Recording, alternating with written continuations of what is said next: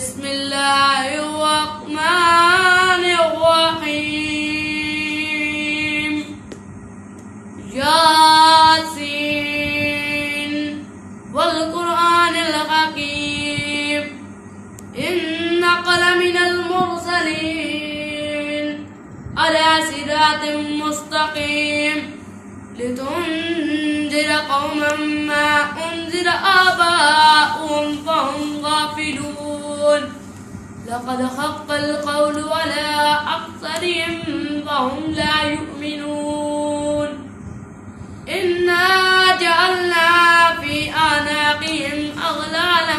فهي إلى الأذقان فهم مقمحون وجعلنا من بين أيديهم سدا ومن خلفهم سدا فأغشيناهم فهم لا يبصرون وسواء عليهم أأنذرتهم أم لم تنذرهم لا يؤمنون إنما تنذر من اتبع الذكر وخشي الرحمن بالغيب فبشره بمغفرة وأجر كريم إنا نحن نحيي الموتى ونكتب ما قدموا وآثارهم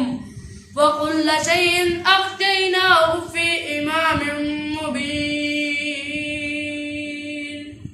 صدق الله العظيم.